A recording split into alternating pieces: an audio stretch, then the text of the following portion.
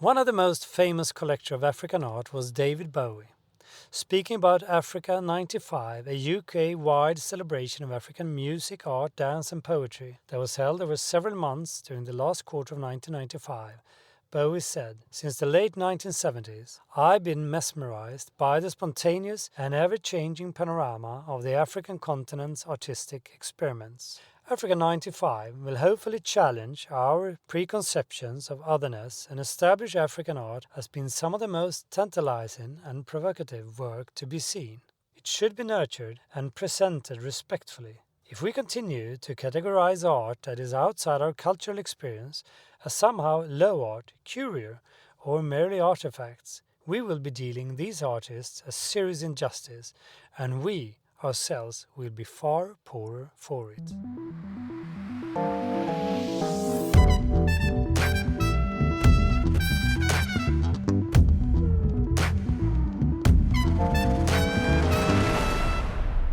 So we have all been affected by the pandemic to varying degrees, but how affected has the South African art and auction market been?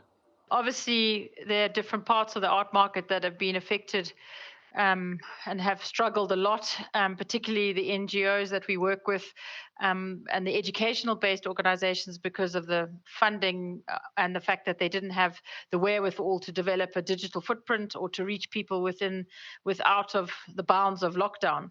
And I think as an auction house, we've very much seen the responsibility of helping those organizations because of the lack of finance, really, to be able to do some of the things that they relied on when they weren't in lockdown. But for us as an auction house, COVID and lockdown has probably been our silver lining, and we are incredibly humbled and grateful for it because we've completely taken a business that we had already started digitally transforming, but I guess we had to jump faster because we got locked down. And the exciting thing is that we've gone from an auction house that was very much geographically grounded in South Africa to an auction house on the continent selling to the world. And I find the fact that we're playing in the big game rather than sort of on the end of the continent is incredibly rewarding, but not only liberating because we've reached more people than we ever have. We have sold more art than we ever have. And we've reached people who didn't know us. We've reached people who maybe have no connection to South Africa but are buying art from the continent because they're interested in it. It has been terribly exciting. It has also pushed the boundaries of what we have had to deliver, and it's been fantastic. It's just been one of those joys to see a business transform in 18 months so radically. Before the pandemic, one of the hottest topics in media was the development and the potential of African art. Africa is not a country, obviously, it is a continent. So do you think that this discussion has been relevant? Completely. And I think out of the 54 countries that make up this continent, I think the excitement and the interest is only getting stronger because I think people are realizing that the place is big. And perhaps maybe because of the fact that we can now connect easily digitally has also allowed for communities that were quite isolated, particularly in the arts context, to actually connect. So I think the interest is certainly growing stronger. I think there's a hunger for a new market, which obviously the continent has shown over the last few years. But I think the fact now that people can maybe see more digitally in terms of if it's Instagram or whether it's video content or whether it's Zoom calls or whether it's literally WhatsApp calls, I think that limitation of geography that sort of limited our connections has also disappeared. So in a sense, to a greater degree, we are also getting more interest. And I think one of the things that I found incredibly exciting too is that some of the people around us have, for example, you take Mozambique. Mozambique's infrastructure is probably not nearly as developed as we have in South Africa, but because of the digitalization, it is easy now to zoom into an artist studio. It's easier to zoom into a collector's collection. And so I think more content is coming out. So I think more people are becoming interested. I think for us as an auction house, there's also been a huge hunger of our collector base who are wanting to learn more. They're wanting more content. And I think that's also something that the media very much and very gratefully has seen the opportunity to tell more of the stories of what's behind contemporary the contemporary market, what's on the continent, what are the different groups and galleries, what are the different fairs. I mean, I think there's been much more visibility, and it's certainly aiding to more content and more accessibility. But do you experience the same halls from art from all African countries, or are there any countries in particular? I think it's also important to know that because it's such a large ecosystem, it is also, and also remember, so much of what is being produced in the continent, a lot of that has gone out of the continent to sell in the hubs of New York or London or Paris. And I think we've seen a huge change within a lot of the galleries, a lot of the artists, a lot of the collectors that we know, who are actually wanting us to sell more from the continent on the continent. And I think that's something that is an incredibly important part of developing the markets here. But you were referring to the different aspects of the continent. There are some markets that are incredibly, the infrastructure is so underdeveloped. So you take Mozambique, which I mentioned just now.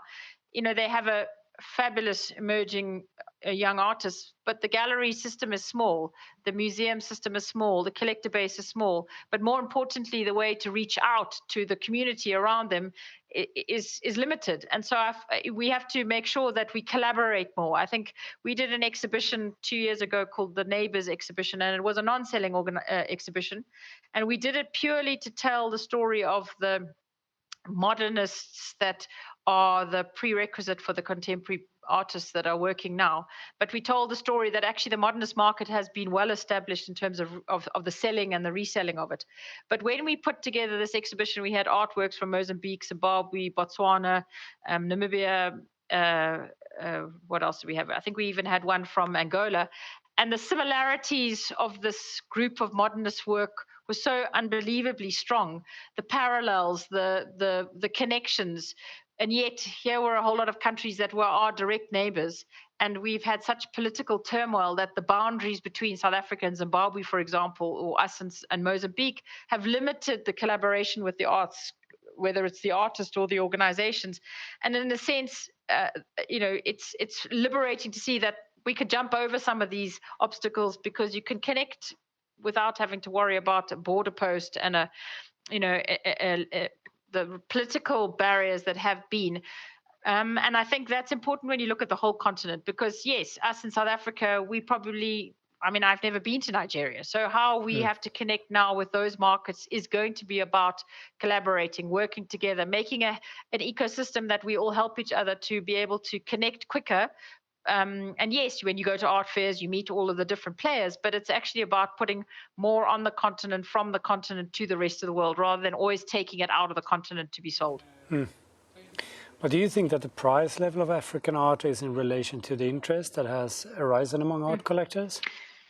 Sure, that's a very good question, because we still see a huge price disparity between an artwork that sells, for example, in New York, or with some of the prices that have been at the auctions recently have been mind-blowing. I'm not so sure we could get those prices here. And sometimes we even see it with William Kentridge, for example, such a phenomenally important contemporary artist globally. I know, because we've heard it from people who bought the works, that the price changing that is happening at fairs or environments outside of the continent are in dollar, and they are very strong prices. And we have a market that the balance between those prices and what we retail at, or what we auction at, there's a huge difference and a huge gap. So it becomes a problem, because you can't always send art out of the continent to get those prices. So we're going to have to try and think of ways of encouraging more buyers to come and buy locally, and try and build that up. I think it's about visibility. I think often, of course, if you're a big collector and you see an important work at Christie's or Sotheby's or Phillips, it's accessible, it's branded, it's in the right catalog, it's exposed to a huge audience. So the price range becomes, or the price and the estimate becomes stronger and fuller, and often they get these amazing results. Whereas we probably, because we are less known and we are a slightly smaller entity, which is absolutely true, it's hard to bridge those pricing differentials, and there are big differentials in the pricing of international versus local. It's about exposure, of course, and how do you say, a brand value issue, of course. Yes, yes. But South Africa undeniably has a different market than many of the other African countries because it has been a melting pot even for many white people. But is that something that is noticeable, or? We've always been an incredibly, I mean, some have termed, obviously, aside from the politics that we had, South Africa has got a very strong economy, so it's always been a sort of gateway for a lot of businesses, mining, a number of other aspects other than the art market. But absolutely, I mean, we've got in our sale that we've got coming up, we've got 3 or 4 incredibly important Modbrit artists. I mean, we've got artists from across the continent, but yes, a number of collectors have collected artworks and have obviously brought them back into South Africa. There have been exhibitions where people have brought international artists to South Africa and have been sold here. So yes, you do get these great. I mean, it's not the norm, but it's terribly exciting when you find a Frink sculpture sitting in Johannesburg or in Cape Town or wherever we have happened to be. But I think that's also quite nice because it means that we have a connection again. I often think that 20th century British collectors, for a particular example that we're referring to be able to think, oh my goodness, there is a work that's come up on Strauss auction in South Africa. I might get it without anyone noticing it. Of course, because of the digitalization, that often doesn't happen. There's often a nice fight, and lots of collectors are finding it and enjoying the fact that they're paying less commission and they can buy in rand. Which always adds a few more bids. I like the dynamism of being on the continent. I mean, obviously, my background was at Christie's in London, so I also appreciate that multifaceted wonderment of auctions. That one minute you're selling jewelry, the next minute you're selling old masters. And I think we get those aspects. They're just a little bit smaller, and the little pond is a bit tinier because we have a smaller market. It doesn't mean that we don't have a big reach, and it doesn't mean that we haven't sold a lot of art. I mean, if you put it into, I know it's in rand, but we only started this auction house in 2009, and since 2009 we have sold 2.8 billion rand worth of art. That is a lot. That is a lot of art reaching a lot of people and a lot of collectors. And so I like the fact that even though we are small, we are actually having a good stamp with our competitors globally. Many believe, or many refer to Irma Stern as the kind of godmother of African art, but even though she is one of the most noticed and highest paid at auction, she's obviously, I mean, she had, obviously German parents. Is there any black artist with a similar status? I mean, obviously, she sits very much in the modernist realm. Obviously, she's no longer alive. In terms of pricing, she is absolutely the most expensive women artist that we have the privilege to handle. But in terms of other modernist artists that have become incredibly important and financially probably haven't reached her pinnacle, but I mean, we've got the likes of the sculptor Sidney Kamalo and the Gerard Sokotos and the Pembas. And yes, their prices are growing all the time because they were artists that were sort of untold and unrepresented 20 years ago, and now that story's changed. They haven't quite got to the level of pricing that Irma Stern has got to. And maybe it's also important to remember that Irma Stern was quite prolific. She was a very, very prolific artist and a very good artist. So there are a lot of good works. Whereas if you take someone like Sokoto, before he exiled himself to France, a lot of the sort of really important early works that he painted around Johannesburg and Pretoria, that period, are sought after, but not. He didn't make a huge amount of work, so they become collectible. But we can't bring that type of work to the market all the time because he just didn't do as many. Have the political landscape the last few years, has that had an impact of how you collaborate between the countries today? I think, as I mentioned earlier, I think the fantastic part of digitalization is that we've hopped over a lot of those political issues and we connect because of the creative economy. And because I think if there's one thing that this continent teaches one is to be innovative and look for opportunities to develop, and all obstacles that can be thrown against you, you always find a way of of nothing is too much to try and open a new door or to go to a new area or to connect creatively. And I think I like that. I like the fact that we do a lot with Zimbabwe, the Zimbabwean art community, the Mozambican art community. I mean, we would like to do more with some parts of Africa that we don't know yet, but I think that's the opportunity, is to connect and grow within the continent. I mean, I think the sadness perhaps maybe politically is some of the underfunding of our arts organizations, like our national a number of our national museums are struggling. I mean, they don't have huge acquisition boards to acquire the latest up and coming works, or maybe works that they're missing, or they feel they need to fill the gaps. A number of, for example, just in Johannesburg, our wonderful Johannesburg Art Gallery is not in the best condition. It needs some quite amazing restoration and helping with sort of leaking roofs, etc., because the funding has dried up. And I guess for us, the importance of arts organizations is also the growing of talent. And this is certainly a bit that we're all passionate about, is that we have such an amazing, you know, pool of talent, and yet a lot of those young talented art students, it's very hard for them to either have access to a tertiary education or to get into an arts organization where they are able to develop an art career and obviously make a career of it.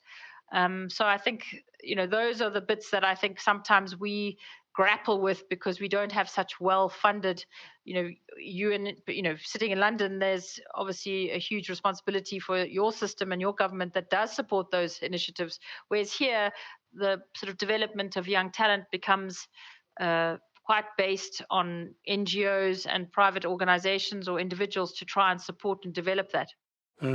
Yeah. What would you say is the most powerful and interesting period in the South African art history?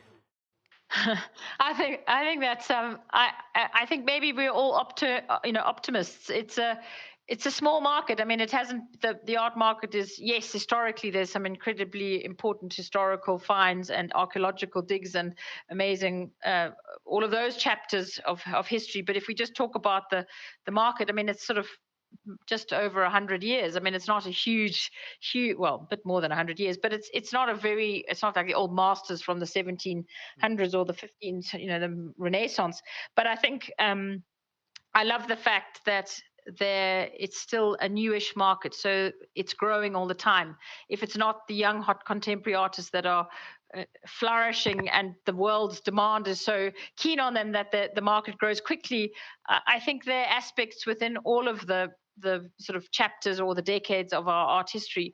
I think it's interesting because you referred to the politics about how, if we hadn't have had the apartheid years, and if there hadn't been some of the art communities that were excluded because of the bans that were put on various aspects of our society. So if you think of the South Africans that went to the Sao Paulo Biennale and did incredibly well, and then got obviously culturally excluded after that because of apartheid, what happens if that hadn't had happened? Would we see for example, Eduardo Villa, who at that particular Biennale was the winner of the Sculpture Prize, and one of his co-competitors or competitors was Alexander Calder. What would have happened if we hadn't got these cultural boycotts? What happened if we hadn't have lost Gerard Sokoto to self-exile in Paris? What happens if we hadn't have had no arts organization for a number of the Black artists? What would the art economy look like? How international would these extraordinary artists that had already been spending time in Europe and America, where would that have been? I often love to wonder, and obviously it's a daydream, is how different it would have looked.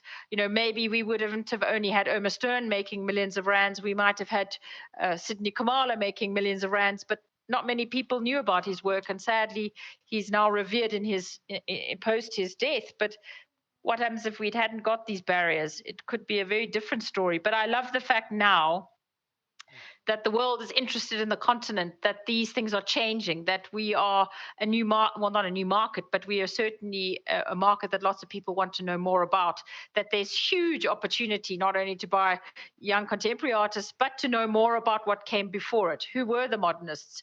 Who are the Sidney Kamalos and the Gerard Sokotos there's just too many fantastic artists to mention in one sentence, but there's a lot of discovery that I think collectors who are interested in contemporary and and sort of post-war modernist section are only going to be too delighted to discover. I think it's a journey of delight. Oh, definitely.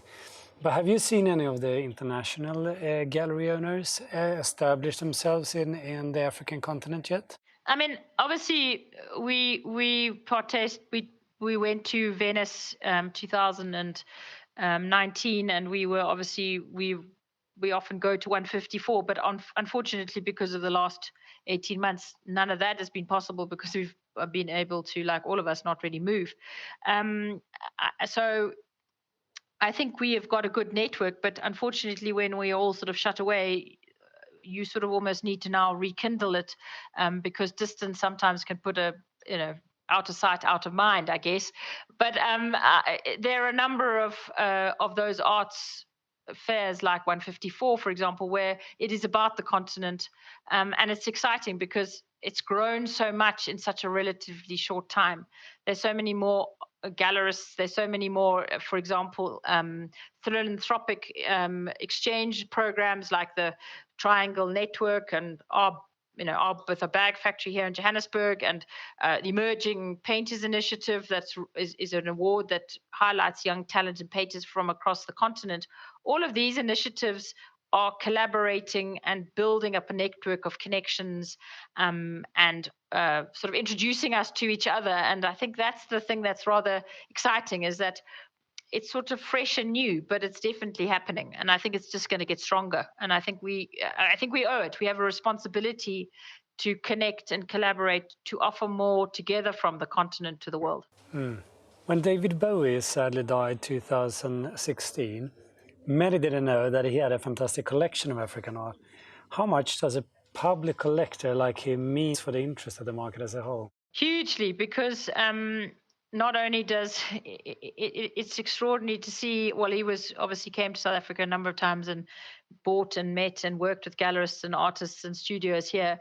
But I mean, it's incredibly uplifting to see when his collection went up for sale at Sotheby's, how many of the sort of South African, or particularly South African artists that were on that auction just completely and utterly flew. I mean, Norman Catherine works sort of quadrupled in time. A work by a young sculptor, a sculptor called Shongate, which we would be selling for sort of very little money. Suddenly, just his market blew because one of his works was in that collection, had the right provenance, got the exposure, being part of the David Bowie collection, and now his market has changed, and the results are seen in the figures that his works are bought for. It is so important to have these collectors who collect with passion and a name, but also we need them because they're not huge. There's small corporate collections, but there's not a huge amount of corporates that do collect art. We are so reliant on private individuals to buy, keep the economy going, set up exhibitions, help. I mean, there's a number of fantastic private museums, as you know, that have developed, particularly in South Africa. We owe a lot to these individuals who have bought and collected privately, but been very generous with sharing their collections, so that that very important part of painting the context behind art is told, because you can't go and learn so easily about a large number of artists, because it's very difficult, because we don't have exhibition spaces with summer exhibitions of number of artists that you get exposed. It's quite hard to actually go and learn about the differences and what's available and what talent is out there here on the continent because of the infrastructure. So when you get a celebrity like that tells a story to the wider world on the global stage, it's just fantastic. Yeah, no, definitely. I mean, taking another example, there was a fabulous. There was the Jerome Seagull Collection. There was an American couple who died a few years ago, and their huge impressionist post-war collection went up at Christie's. But they came to South Africa quite frequently, and they, I think, on a couple of their trips, they bought a number of pieces, including one of our more important modernist artists called Alexis Preller. And they took this work back and it hung in their New York apartment. And after their death, an ex-colleague at Christie's contacted us and said, "Do you by any chance know could you help with this work?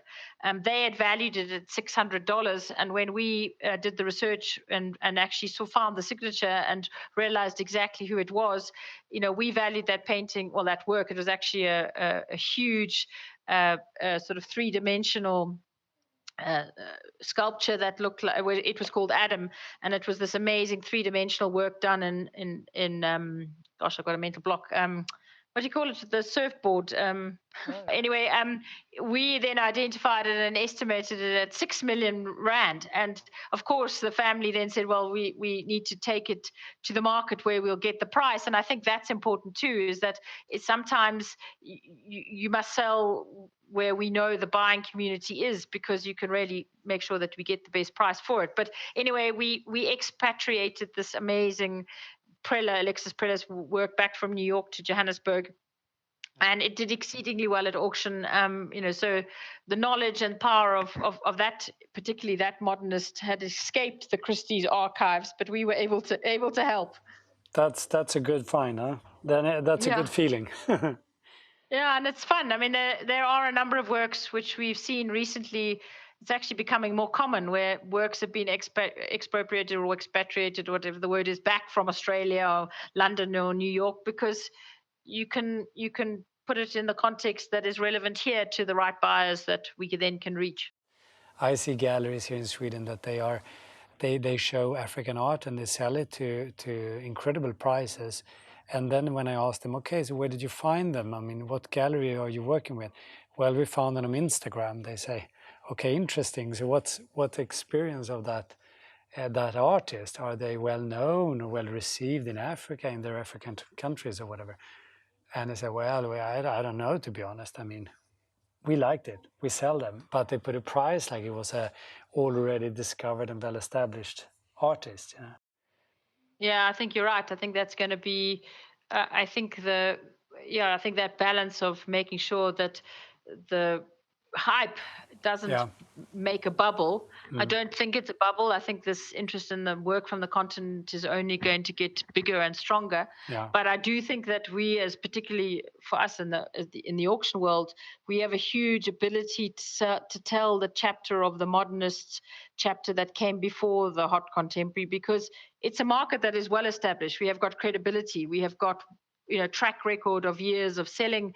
Like, for example, you mentioned the Irma Stern. I mean, those figures and facts are there, that you need to see that actually it is based in a market that is well governed, transparent. But also, you're right, you can't just have a flash in the pan artist that governs a huge dollar price, and then when it comes to the secondary market, we can't even sell it. So I think it's very clever. And who are the people that are representing and how they're developing these artists' careers?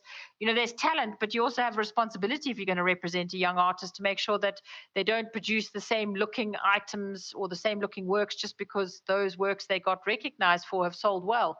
You've got to keep making sure the artist is developed. I mean, luckily, that's not our role as a secondary market auction house, but our role as a secondary market auction house is to make sure that we acknowledge that our market has been around and it's not a flash in the pan.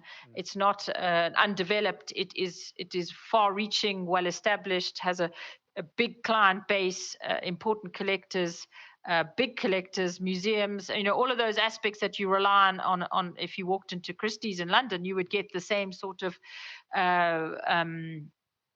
I suppose information and surety that you're dealing with something that is well governed. But you're right. I mean, I think that's always the danger of a new market, whether it is a commodity or an artist, is making sure that it's grounded, that it's not overinflated, that it has the knowledge and educational requirements around it, so that people can make sure they're making good decisions. No, true. Okay, interesting to talk to you. I hope we will have more discussions in the future. Yeah, and maybe now that the borders are opening, that maybe in the near to distant future we actually meet, which would be fantastic. That would be fantastic, especially in South Africa, because I've never been there. Oh, well, then you've got a treat in store. Yeah. We'll be delighted to show you around this beautiful place.